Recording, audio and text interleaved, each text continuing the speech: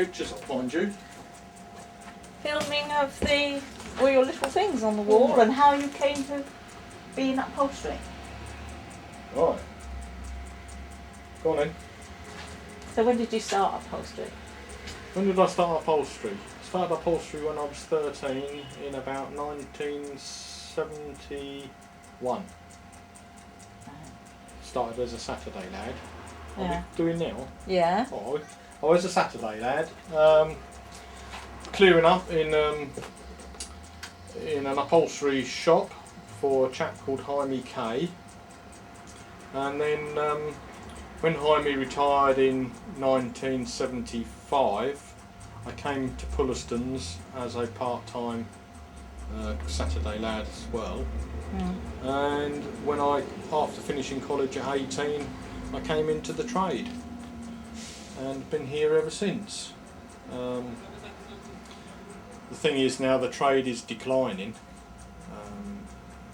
in terms of customer base because it's become a disposable society. So there's only limited upholstery work that's still being done. Do you want me to carry on? Just carry on, yes. Carry on. Right.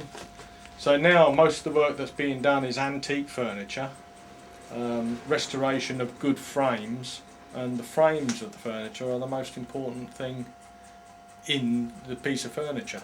If the frame's not good, it doesn't seem to be worth reupholstering. Modern day frames tend to be MDF, chipboard, cardboard, plastic, and once they're broken, they're usually taken up the tip. So which college did you go to? I went to sixth form college. Yes. And I studied A-level woodwork, but I haven't been to a college to study upholstery. Basically, I came here, as I say, You went through the apprenticeship? Went through an apprenticeship, yeah, with Pulestons, which really, from after 5 years of doing the apprenticeship, you then become what they call an improver, and you start doing work on your own basis, and you develop the scope of the work that you're doing. So from general upholstery, started doing things like fishing seats, horse boxes, motorbike seats, and you diversify into other parts allied to the trade. And as I say, that's kept me going for 30 years, but now's the time, I'm afraid, to sell up F.E. Puleston & Son or Someretts Upholstery and move on. And I will be upset to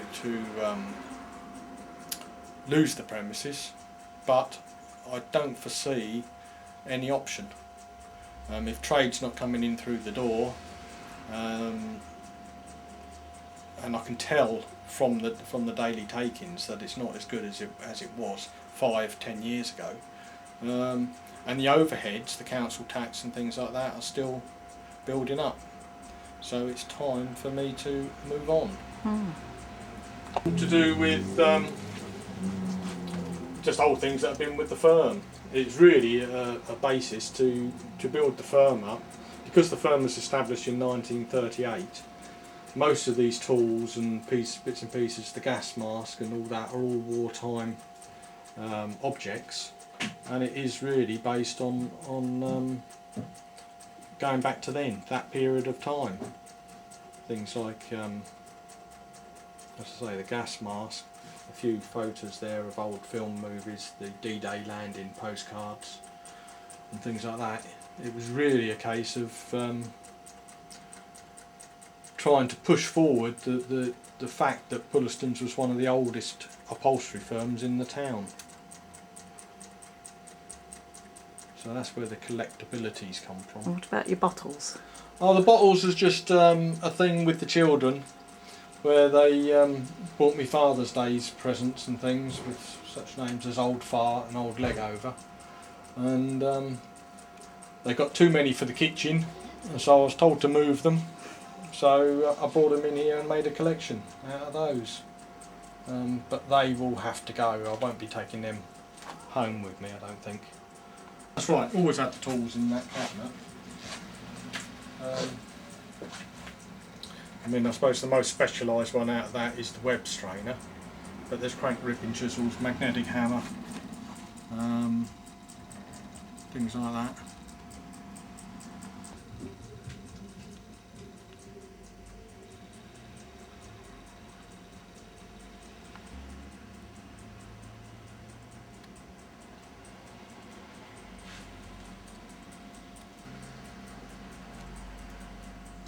Yeah, they're my grandfather's planes up there. Oh, right. Those wooden planes. What did he do? He was actually an engine driver on the Great Western Railway. But he used to like messing around in his shed, building things and making things, and so they were his tools. As you can see, the shop, there's usually pattern books hanging up on all these walls, so it's not particularly...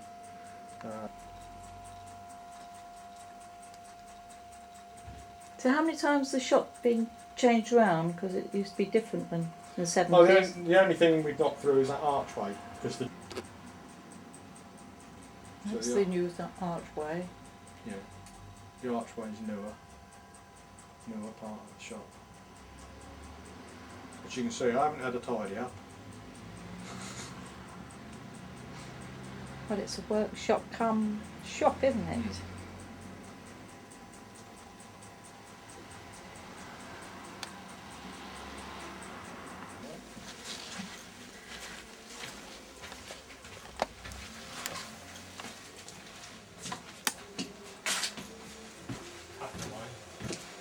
a couple of old chairs. There. A couple of ones.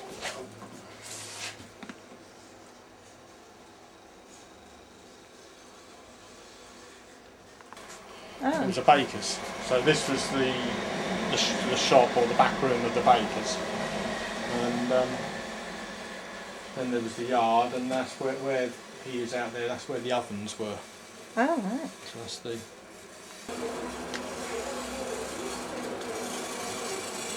And that's my son in there cutting a lump of wood.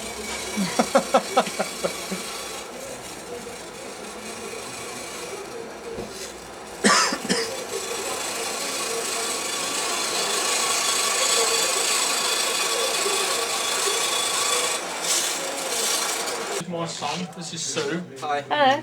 This is John. Hello, John. Normally, I mean, as I say, I haven't got a lot of stuff in at the moment. This is the chair I'm working on at the moment.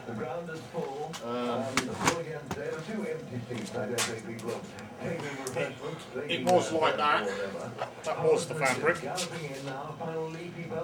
And now it's been done in this green, which I've done the back cushion, like so. And then I've got the seat cushion to do. Then I've been doing fishing seats like these. Oh, that's nice. That's a seat section and that's a little back section. I do quite a few of those. Yeah. Fishing seats. There's no antique furniture in here at the moment because of the... I did a couple of weeks ago, I had a Victorian chair I did and went out. That's gone. But this is like workshop come supplies, sewing machine area down there. Yeah, this is my main sewing machine where I do most of the work. And of course, as we were seeing last night, very much.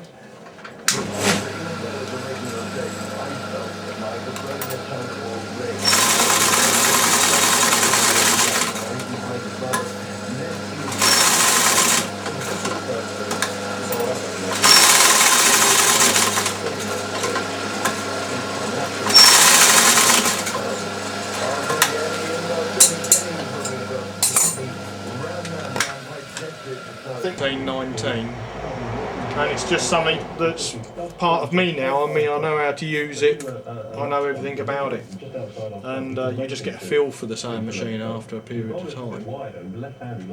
And And a range of cottons here, piping cord. Good line he's bowling to Luton down the ball. Down the ball plays no stroke, through it goes to Jones. It's the end of the over, good tight over. Chand the ball and a lot of left-handers in fact is a very, very good option.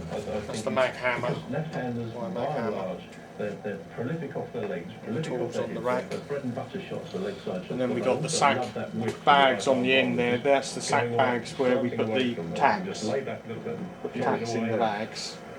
And there's about 5 different sizes, main sizes we use. More difficult for them to let the ball go. Well, it's Simon Jones now from the pavilion end. He's in. It may look cluttered, but I know where everything is. Forces away there through the covers. Doesn't in fact time it anything like as well as I thought, and they get not here because it seems to be motionless all the time we're here. Yet each day it's facing in a different direction. Very strange. Anyway, Jones is now going Photographs of round the Family portfolio, yeah.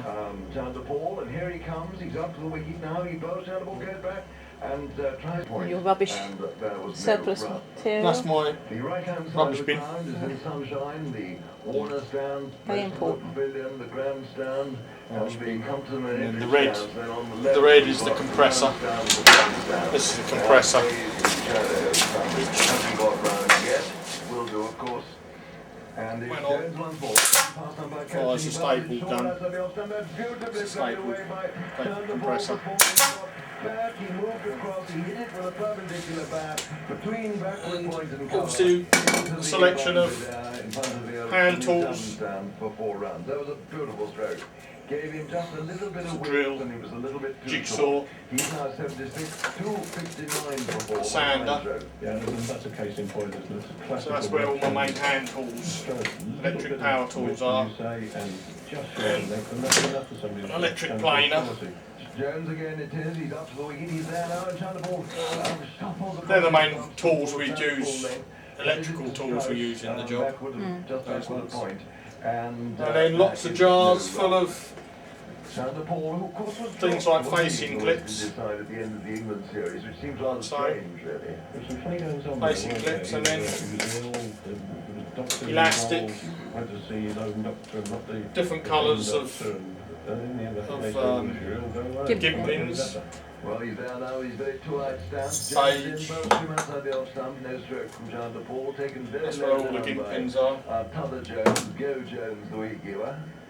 So, not particularly neat workshop, tidy workshop, but It's a workshop. It's a workshop. It's it's a workshop. constant stream of And then, past medium aeroplane there and the part of Fibre, which is used in traditional upholstery.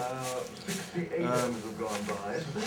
We do have horsehair from time to time, but horsehair is quite expensive, so we don't tend to use it as much. Tend to use the horsehair now. That's rubberised hair. Tend to use the horsehair more in that form than loose carded horsehair. Use it a lot in traditional dining seats.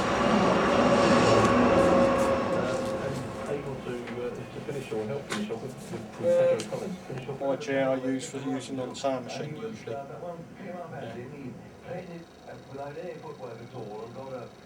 He went off the pad, didn't hit the bat, went down wide of second slip, down to Jones at third man. So 1 run. Defensively back to Harmison. Now, a cricket match I want to tell you about. It's 3 o'clock on Wednesday the 28th of July. Going back to Henley to the Invitation 11 against the Rebel Zimbabwe Lions on Wednesday the 28th of July at 3 p.m. There will be a Penzance barbecue. We normally have a wooden frame to web to, but if you're anchoring a piece of web into a frame,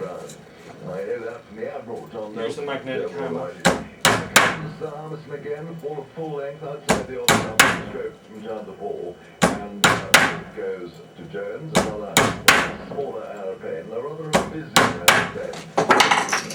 Using the web strainer, Disappearing momentarily behind the block of flags. loop it through the webbing, put the peg at the back, Not very winded. I think flag on then top of the grandstand. Just stretch it against the end of the wood until it's taut. Flag on the mound stand is very waving itself very lethargically. Harmison again outside the off stump, shot the ball. That played deliberately inside the line.